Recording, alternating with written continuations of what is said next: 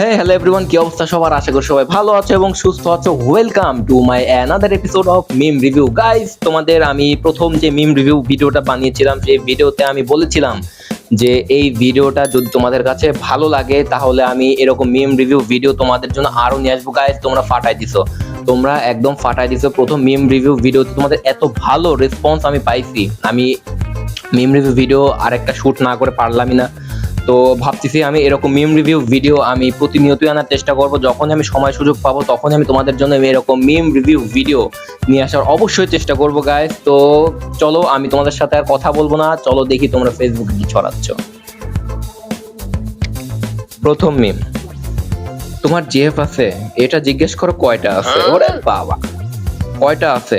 একটাও নেই। ওরে বাবা, একটাও নাই গাইস, একটাও নাই গাইস। একটা জিএফ দাও গাইস, একটা রিলেশন করাই দাও গাইস। তোমরা তোমাদের জন্য বিরিয়ানি ফ্রি গাইস, তোমাদের জন্য বিরিয়ানি ফ্রি। একটা রিলেশন করাই দাও।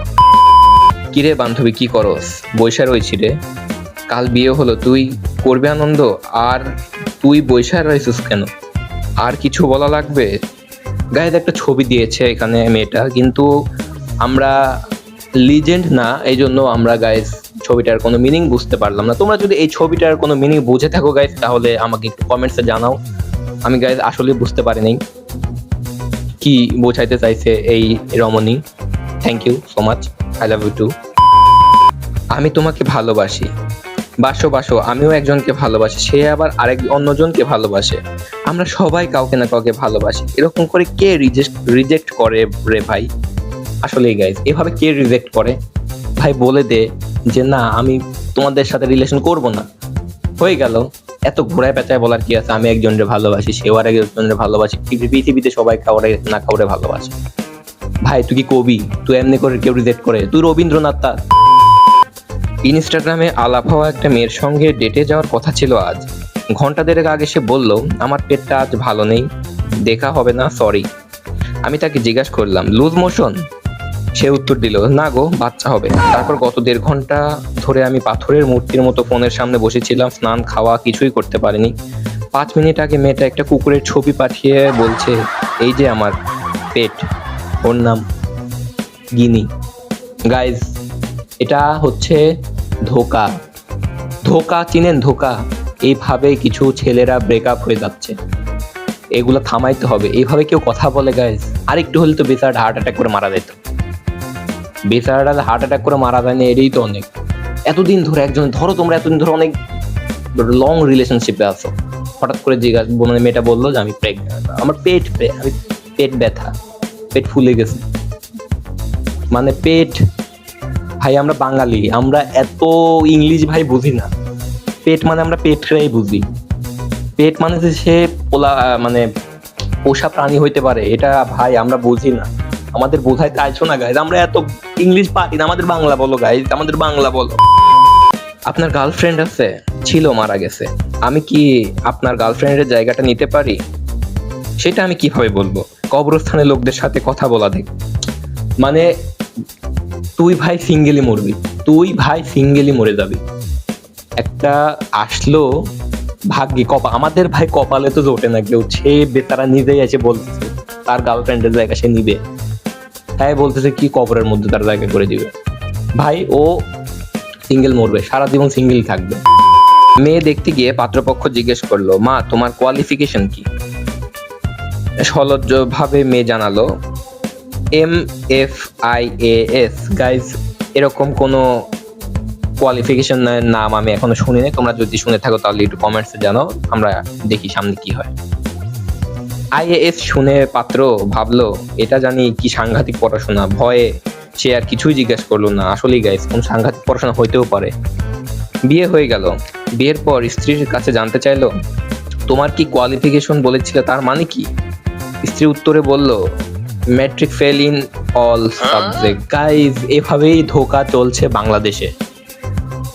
ফেল করছে সেটারে এমন ভাবে বলছে মনে হইতেছে যে কি না কি বাংলাদেশের, মানে দূর বাংলাদেশ কেন, বাংলাদেশের বাইরের কোনো ডিগ্রি হইতে পারে।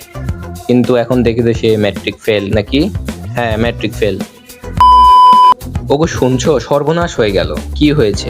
আজ মাইনে নিতে অফিস থেকে বাড়ি আসার পথে দুজন ছোকরা পিস্তল দেখিয়ে বলল হয় টাকা দাও না হলে জান দাও। বউ বলতেছে, আর তুমি বোকার মতো টাকাটাই দিয়ে এলে। এরকম বউ থাকলে গাইজ শত্রুর কোনো দরকার হবে না। বউ কেন ভাই, তোর এটা কেন ভালো লাগবে জানটাই, মানে আমি কি বলবো গাইজ, আমার আর এই ভিডিও মানে এই মিমসের কোনো আমি কিছু বুঝতেছি না গাইজ। এর ফাউল ফাউল, এরকম বউ আমার দরকার নেই গাইজ, বিয়ে করবো না দরকার বললে কোনোদিন। Computer, press any button to continue. Me, press power button, play computer. Guys এখানে আমি তো আমার কোনো দোষ খুঁজে পাইতেছি না। বলছে এনি বাটন, এনি বাটন মানে এনি, যে কোনো বাটন। তো এখন আমি কি, পাওয়ার বাটন তো এনি বাটনের মধ্যেই পড়ে তাই না? এনি বাটন দিছে আমি, সমস্যা কি? কম্পিউটার বুঝতে ভুল করছে, কম্পিউটার বলতে ভুল করছে, ও বলে দিত পাওয়ার বাটন বাদ দিয়ে সব বাটন, তাইলে তো আর কোনো কনফিউশন থাকতো না। বোকা গর্ধপ। অফিসে বসে স্বামী ফেসবুক স্ট্যাটাস দিল, পাখি উড়ে যেতে চাই মধ্য গগনে। সাথে সাথে স্ত্রীর কমেন্ট, মাটিতে পা পড়লে সবজি নিয়ে এসো নিজ ভবনে, না হলে একটা হাড়ও আস্ত থাকবে না তোমার বদনে। এরকম কবি বউ আমার ঘরে দরকার নাই। এটাই বিবাহিত জীবন গাইজ, এটাই বিবাহিত জীবন। তোমরা, আমি আগের মিমসেও বলেছিলাম, সরি আমার আগের ভিডিওতেও বলেছিলাম যে তোমরা কেউ বিয়ে করো না। দেখলা তো বিয়ে করলে কি হয়, বাজার লিস্ট। আগে কত ভালোবাসা, প্রেমের ভালোবাসা ছিল বিয়ের আগে। জান এটা করবো না, সোনা আমি এটা করতে পারবো না। এখন কি মেসেজ দেয় কিসের জন্য? আগে মেসেজ দিত ভালোবাসার কথা বলার জন্য, এখন মেসেজ দেয় পেঁয়াজ নাই, রসুন নাই, আদা শেষ, চাউল শেষ। বিয়ের পরের লাইফ গাইজ এরকমই হয়, ভেবে চিন্তে তোমরা বিয়ে করো গাইজ। আমি মরে গেলে তুমি কি করবে? তুমি মরে গেলে আমি আমার বোনের কাছে গিয়ে থাকবো। আচ্ছা আমি মরে গেলে তুমি কি করবে? কথা দিলাম তুমি মরে গেলে আমিও তোমার বোনের কাছে থাকবো। গাইজ উদারতা কাকে বলে দেখেন, সে তার বোনের কাছে গিয়ে থাকতে চায়, স্বামীটাও ওই মেয়েটার বোনের কাছে গিয়ে থাকতে চায়। মানেটা বুঝতে পারলেন গাইজ? যদি বুঝে থাকেন কমেন্টে একটু জানান, আমি আসলে অন ক্যামেরাতে সবকিছু বলতে পারবো না, আমি জানান গাইজ। বয়ফ্রেন্ড রাগ করে বলেছিল তুমি জানি কেমন, আমি অবাক হয়ে বললাম কেমন? সে বলল ভালোবাসার কথা বলো না, আবার মেসেজ পাঠাও টেলিগ্রাম সাইজের। আমার বন্ধুর গার্লফ্রেন্ড রীতিমতো রচনা লিখে পাঠায় একদিন, বাট তুমি? আমি হেসে বললাম এই ব্যাপার, এখন থেকে আমিও রচনা লিখে পাঠাবো, নো প্রবলেম। গতকাল পাঠিয়েছে শ্রমের মর্যাদা, আজ পাঠাইলাম অধ্যাবসায়, আগামীকালের জন্য রেখেছি আন্তর্জাতিক মাতৃভাষা দিবস। গরুর রচনা আর কি রচনা পাঠানো যায় গাইস? এখানে আমি কিছু রচনা সাজেস্ট করতে চাই, যেমন আমাদের গ্রাম আছে, তারপরে আমি ছোটবেলায় পড়েছি aim in life, aim in life মানে আমি জীবনে বড় হয়ে কি হতে চাই, এই রচনাগুলি লিখতে পারো। এরকম গার্লফ্রেন্ড আমার দরকার নাই। আমি যেটা বলি তার মানে যদি সে অন্যটা বুঝে তাহলে আমার দরকার নেই। রচনা লিখতে বলছি মানে রচনা মানে রচনায় লিখে পাঠাইছে আউল। বাবা আইডির নাম কি? নুসরাত জাহান মিম। চলো দেখি কি চ্যাট, আমরা স্ক্রিনশটটা দেখি। সাদিয়া তোমার আপু কই? আপুকে তো মেহেদি লাগাইতেছে। মেহেদি কি? মেহেদি লাগাইতেছে? কি বলো এইসব? সত্যি বলছে ভাইয়া, কালকে রাতেও লাগাইছে। তোমার আপুকে বলে দিও বিয়ে ক্যান্সেল। কি বললেন ভাইয়া? মানে আপনারা বুঝতে পারলেন কিছু? ছেলেটা কেন বিয়েটা ক্যান্সেল করলো? আপনারা যেটা ভাবতেছেন আমি ওইটাই ভাবতেছি, এবং ওই ছেলেটা ওইটা ভাবে বিয়েটা ক্যান্সেল করছে গাইস। তোমার ভাবনাটা আমার কমেন্টে প্রকাশ করে একটু বলো সে কি ভাবছে। বন্ধু, দোস্ত তোরা মেয়েরা আগে মেসেজ দিস না কেন? বান্ধবী, কোনোদিন শুনছিস ডিম্বাণু শুক্রাণুর কাছে যায়? বন্ধু, ও আচ্ছা, তার মানে ছেলেদেরই কেন আগে মেসেজ দিতে হবে? কিন্তু ছেলেরা আগে মেসেজ দিলেও তো তোরা রিপ্লাই দিস না। বান্ধবী, লাখ লাখ শুক্রাণু থেকে কি বাচ্চা হয়? লাকি শুক্রাণুই সেই সুযোগ পায়। গায়ের নির্ঘাত এই মেয়েটা জীববিজ্ঞানের স্টুডেন্ট, না হলে এত ভালো একটা লজিক কই পাইলো? ডিম্বাণু শুক্রাণুর কাছে যায়, হাজার হাজার শুক্রাণুর মধ্যে একটা শুক্রাণু চান্স পায়। কি ভাই সব কিসের লজিক? এটা কোনো লজিক হইলো? কালকে থেকে আমার ঝুমকা পাচ্ছিলাম না। আজকে হঠাৎ ফেসবুক স্ক্রল করার সময় দেখি একটা আপুর স্টোরিতে আমার ঝুমকার ছবি দেওয়া। আবার মেয়েটি আমার ভাইকে মেনশন দিয়ে ক্যাপশন দিয়েছে, থ্যাংক ইউ বেবি। ভাই তোর টাকা নাই, তুই প্রেম করিস না, বোনের জিনিসপত্র তোর গার্লফ্রেন্ডে দিয়ে দিবি?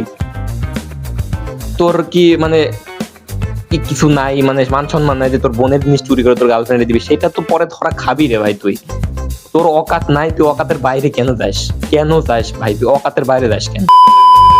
দুই বাচ্চার মা তৃতীয়বার বিয়ের পিঁড়িতে বসলেন। পাশে বসে দুই বাচ্চা ঘ্যান ঘ্যান করে কাঁদতেছে। মায়ের জবাব শুনে হবু বর অজ্ঞান। কিসের জন্য একটু শুনে আসি আমরা দেখি। মা বাচ্চাদের বলতেছে, এর পরের বার তোমাদের সাথে আর নিয়ে আসবো না। এর মানে আপনারা বুঝতে পারলেন গাইজ, এই মহিলাটা নেক্সটে আরো বিয়ে করার প্ল্যান আছে। এই জন্যই বাচ্চা কাচ্চাদের বলতেছে এর পরের বার তাদের নিয়ে আসবে না। তার মানে বরের বিয়ে হওয়ার কারণটা বুঝতে পারলেন। এই বরের তো মনে এই বিয়ে করা উচিত না।